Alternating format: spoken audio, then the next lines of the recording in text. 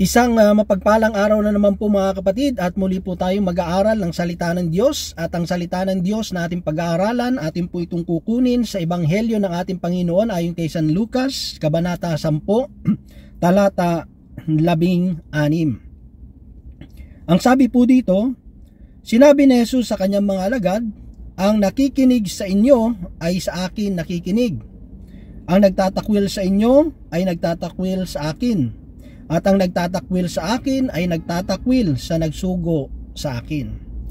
Mga kapatid, mga magulang, mga kaibigan, ito po ang mabuting balita ng ating kaligtasan. Ang papuri, ang pagsamba ay para lamang sa Kanya.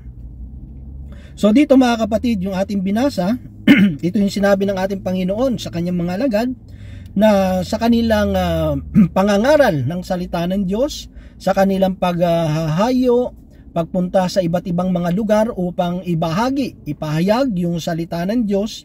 Ang sabi doon is, kapag sila ay nakikinig sa inyo, yung mga taong nakikinig sa inyo, walang iba silang pinakikinggan kundi ako.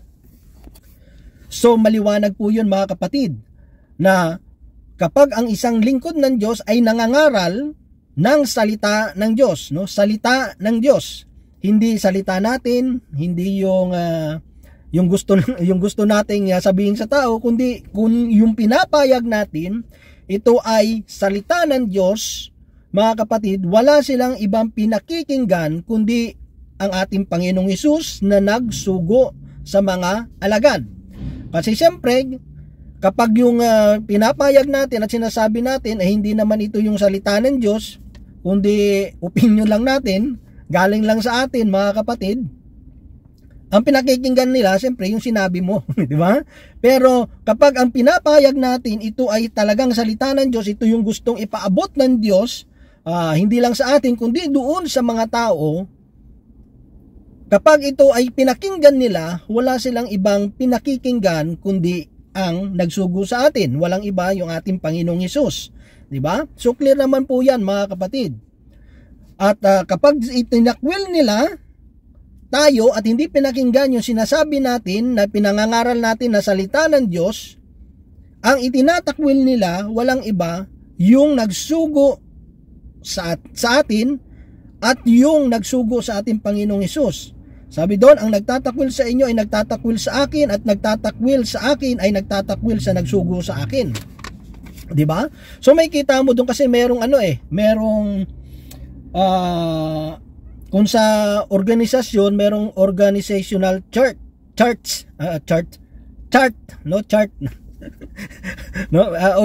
organizational chart, no? So, siyempre, kung kunyari dito sa gawain ni El Shaddai, siyempre alam naman natin na yung nasa taas is yung Holy Spirit, no? Tapos yung ating punong lingkod at yung mga elder disciple, yung mga assistant disciple. So, may organizational chart po yan, no? So kung kahit sa mga military, 'di ba? Merong yung presidente, siya yung commander-in-chief, tapos may yung chief ng AFP, 'di ba? May ano yan, mga sa mga ranggo. 'Di ba? So dito makikita natin mga kapatid kung sa atin, no, sa gawain ay meron kang katulad sa amin sa Pilipinas, ay meron kami mga mission order, no? Yung mission order na 'yon, meron po yung pirma ng ating punong lingkod ni Brother Mike, di ba? O kaya ngayon yung sa yung ng education, kasi ng time ko yun si Kibadere Vargas pa, no? So dito mga kapatid, dito naman sa Canada, nanggagaling sa may ECS, no? May pirma ni Sister May Hartbert, kasi sa yung overall, no, na coordinator in charge sa dito sa USA, Canada, and Europe, no, sakop niya. So siya yun pumipirma.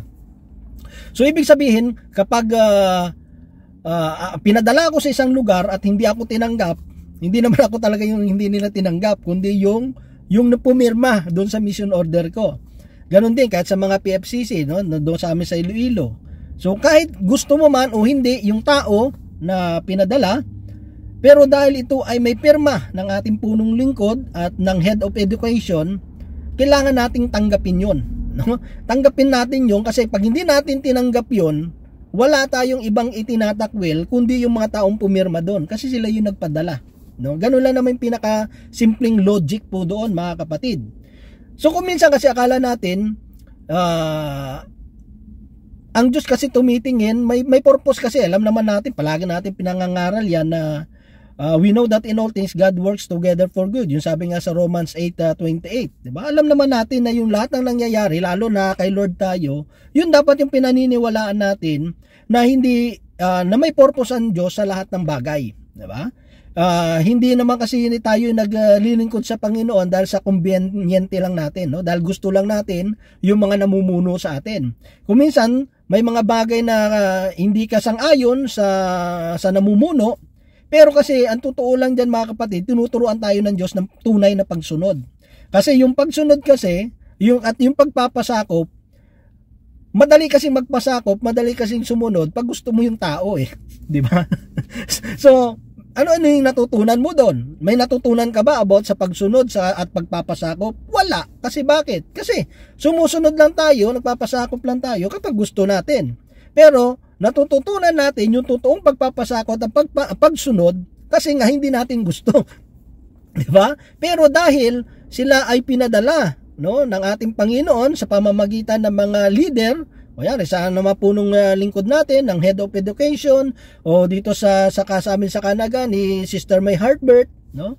So, ito, mga kapatid, ay pagrespeto mo, 'di ba? Kasi pag hindi mo tinanggap yung taong yon na pinadala nila, hindi naman yung tao talaga na pinadala nyo, kasi sumunod lang naman yun, eh, 'di ba? Hindi naman pupunta yun sa isang lugar na yun kung wala siyang mission order, 'di ba? Sumunod lang din naman siya, eh. Ha? So bakit mo sisisihin? Bakit natin hindi susundin? Eh sa kanya naman sumunod lang siya, eh. Siya yung pinadala doon, eh. 'Di ba? So may purpose ang Diyos kasi nga may itinuturo sa atin. 'Di ba? Ganun yun, mga kapatid. Kaya nga sa gawain ni El Shaddai, sa atin sa gawain, palagi yung tinuturo talaga yung pagpapasakop at pagsunod, 'di ba? Kasi nga sabi ko nga, maraming tao ayaw sumunod kasi ang gusto nila sila yung masunod. 'Di ba? So, may kita natin dito, mga kapatid, pag hindi natin tinanggap yung salita ng Diyos, wala tayong ibang hindi tinanggap kundi yung ating Panginoong Hesus. Kapag tinakwil natin yung isang lingkod ng Diyos, hindi lang siya yung tinakwil natin, kundi pati yung nagsugo sa Kanya.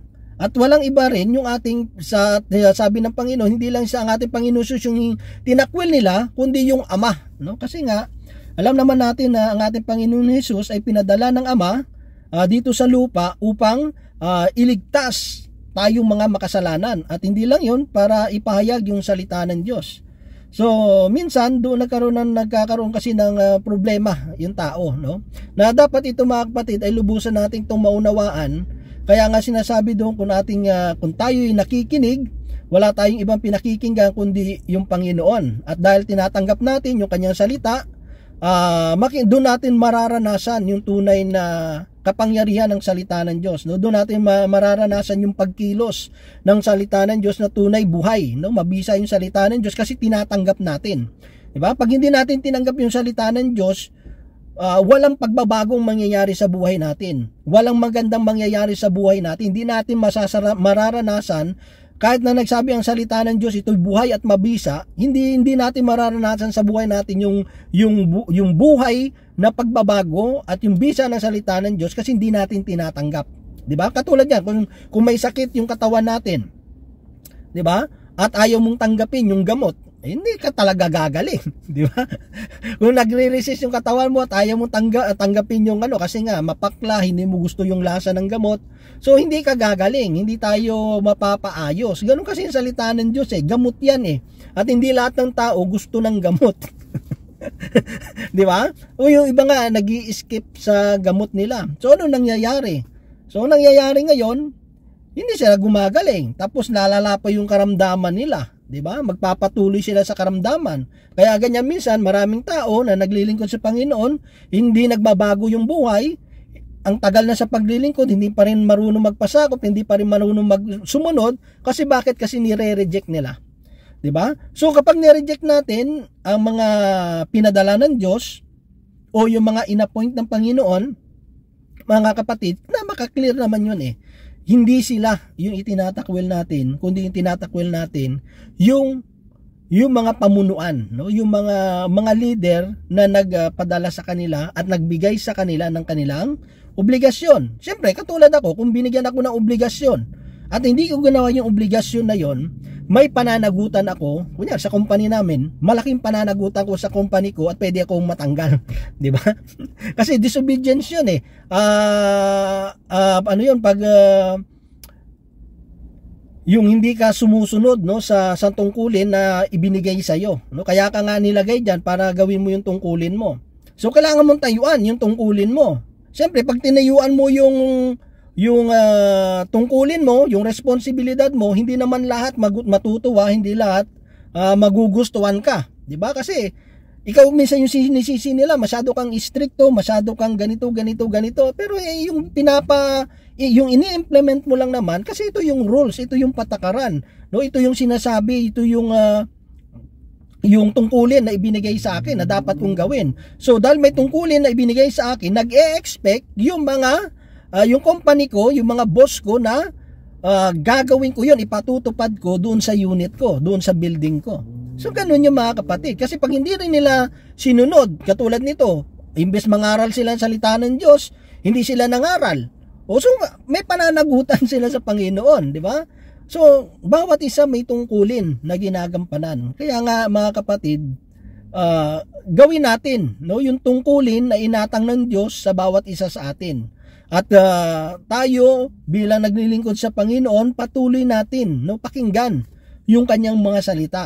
At yun ay inspirasyon din sa bawat na mumuno, sa bawat na nangangaral ng salita ng Diyos sa atin bilang nagsiserve sa Panginoon, na hindi tayo dapat matakot, hindi tayo dapat mangamba, di ba? Patuloy lang tayo na sundin yung kalooban ng Panginoon. Makinig man sila sa atin o hindi, basta ang mahalaga na ipahayag natin yung salita ng Diyos. At syempre, gawin naman natin ng maliwanag, no, ng maayos yung ating pangangaral ng salita ng Diyos, no. Mahirap naman yun na binasa natin yung salita ng Diyos, yung gospel, tapos nang pinaliwanag natin ay gumulo, di ba? Parang sasabihin maganda na lang binasa at hindi na lang pinaliwanag, kasi nang pinaliwanag ano naman. So ano kasi yan kaso ibang topic na rin yan, ano, kung titingnan ano natin talaga, no, bakit minsan, kaya nga minsan may sinasabi, minsan ang tao nakatingin sa messenger, hindi sa message, no? Pero ibang topic yan, no? May mga reason din naman kasi bakit yung mga tao nakatingin sa messenger at hindi na sa message, no? So iba naman po yan, no? May mga time minsan dapat pagnilayan rin natin bakit tayo itinatakwil, no? Baka naman minsan hindi na salita ng Diyos yung ginagawa natin, o kaya hindi na kalooban ng Diyos. So ibang topic naman po yan mga kapatid. So ito lang, no, sa atin bilang tumatanggap ng salita ng Diyos at nagpapayag din ng salita ng Diyos, kasi kahit naman kami na nagpapayag ng salita ng Diyos, bago namin ipahayag yung salita ng Diyos sa inyo, sa una muna itong pinahayag sa amin, no? Kasi siyempre pinag-aralan mo, di ba? Hindi naman pwede kaming tatayo lang na, siyempre pag nagluluto ka ng ulam, ikaw unang tumitikim, no? Hindi naman pwede yung nagluto ka, hindi mo man lang tinikman, no? Pinakain mo lang sa ano. So ibig sabihin, yung mga nagluluto, sila mismo yung unang tumitikim, no? Dapat ikaw unang masarapan. Di ba?